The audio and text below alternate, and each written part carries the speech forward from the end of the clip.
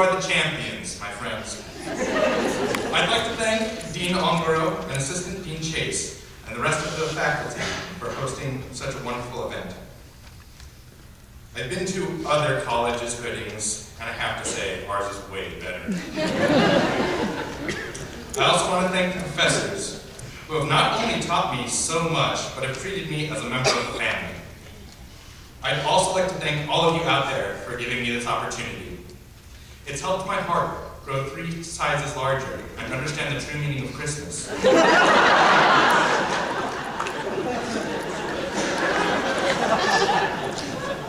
I'd also like to thank my parents, who have been unbelievably supportive of me in these 4 years. In case you don't know, I'm from Tucson, Arizona, which is a 13-hour drive from here.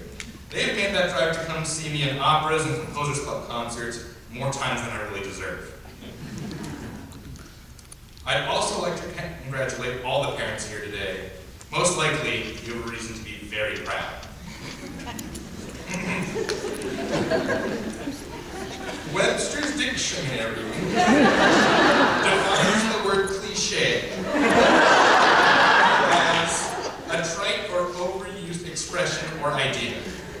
For example, Clark started out his speech with a Webster's Dictionary definition.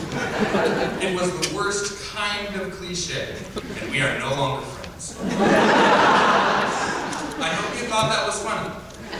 Because if not, then you're not going to enjoy this speech. It's full of meta humor and self-reference. First, let me congratulate you again on making it this far. It is no small task to make it through 4 years of schooling, especially in this conservatory. Its challenges are self-evident, and we've had a not insignificant number of casualties. Also, some of our peers have dropped out. I cannot blame them. It is an arduous road. Few people have to persevere through the hardships of receiving daily wisdom and lectures from some of the most knowledgeable people in the field. But I don't think I really need to sing praises of the community that we formed. Nothing says I love you among the students like degrading our mental capacity. If that's the case, then in this room this evening, there is a lot of love. In all seriousness, the conservatory is family. It's family made up of aunts with too many cats and uncles who we only choose to see once a year. I love you guys.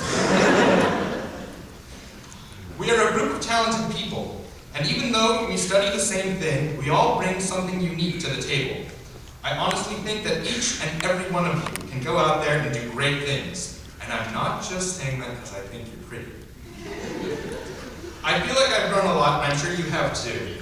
And I've really enjoyed my 4 years here. A lot of people say that Stockton is a crappy town, where the only things that happen are asparagus and murder.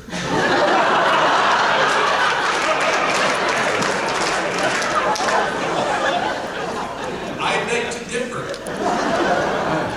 I'm very fond of this little town, and think it's a wonderful place that has rich commodities, such as asparagus and murder. Though I may be biased, I do live across the road from Siamese Street. When we came to this conservatory, it was after a monumental event in United States history. On July 18th, 2008, The Dark Knight saw a wide release across the United States. Then, at our orientation, David Chase gave a lecture about Batman. At that moment, I realized that I belonged in this conservatory.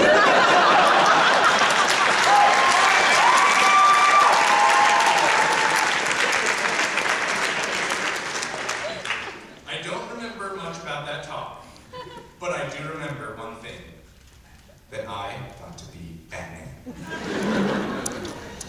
Now, before you go on thinking that I'm sounding more like a drug-addled schizophrenic than usual, hear me out. I assure you it's all completely relevant. We have chosen to walk down the path of music, a path fraught by great risk, but also great reward. We have to be Batman. But perhaps you're already asking yourself this question. How on earth can we be Batman Well, if movies have taught me anything, it's actually pretty easy.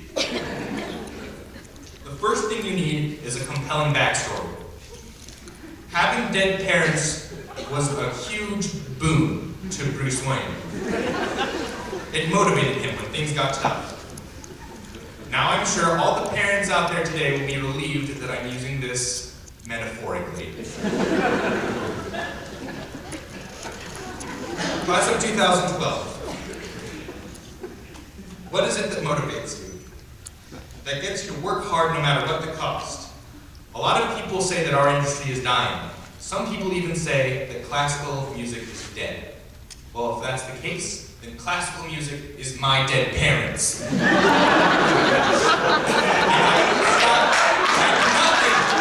I will stop at nothing to bring them to justice.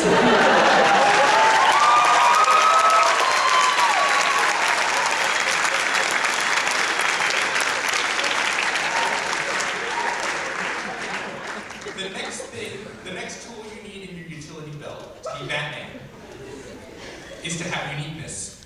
Among the endless sea of superheroes, Batman is one in a million. You have those with super strength, or can make green stuff happen with a ring, or can talk to the little fishies. But Batman is different. He was also filthy rich, so that helps too. But that's not the point. Everyone I've talked to in the conservatory has told me a similar story. We were never the popular kids. Far from it, actually.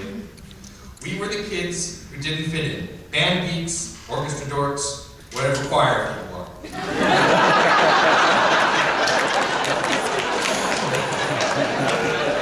Weirdos who spent an unhealthy amount of time in a room that probably had lockers and a rack populated with basses. But that's what makes us great. Don't ever try and become what you aren't. I know this is pretty much the zenith of cliche, but I told you that this speech was going to be cliche. But we'll never be the prom queens, and we'll never be the captain of a basketball force. Bruce Wayne was never head of the cheerleading squad. Although if he was, I would probably read that comic.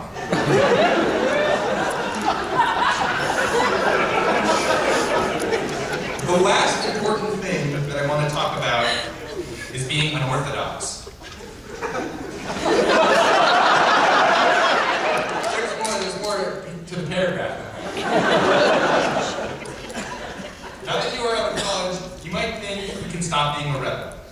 Maybe you think it's time to chill out and start wearing suits with muted colors and solid black ties.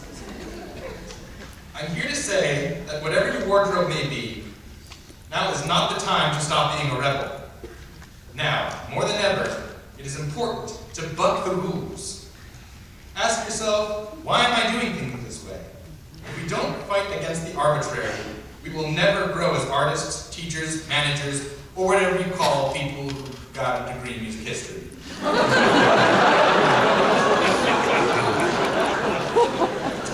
People from the outside see us as snobs, elitists, people who own things like chandeliers and fountains and subscriptions to Forbes. A magazine well known for popularizing the myth that the only thing that comes out of Stockton is asparagus and murder. We do not fit this cliche. That is not the class of 2012. It is time to put the punk rock back in J.S. Bach.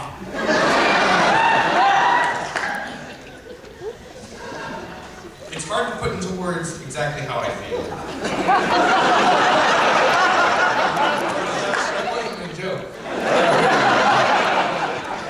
That's why I write music. Unfortunately, for one of the requirements of the speech, it requires words and speaking, and not turning on a synthesizer and running sounds through it that make it sound like a cat being scraped against a chalkboard. Not to imply that's the way I'm feeling right now. If I were to distill my message down to the essence, as one might often do if they were giving a commencement speech, it would be this. When you leave this place, the world is yours. There are literally infinite possibilities. Remember that going forward. If you don't like the way things are, you might be able to change them. It's within your grasp. There's something and I believe you. And though it may not seem like much, there's something symbolic about the scrap of paper you're going to be mailed soon. It means that the faculty here at this conservatory, and indeed at this entire university, also believe in you. But most importantly, you should believe in you. You need to believe that you have the power to make things different if you don't like them. If I can pass our history, then you can at least change the world.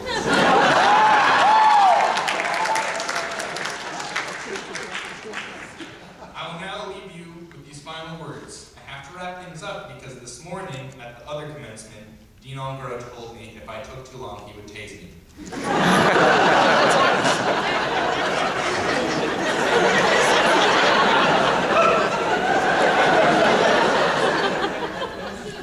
I will leave you with the words of a very famous philosopher named Batman.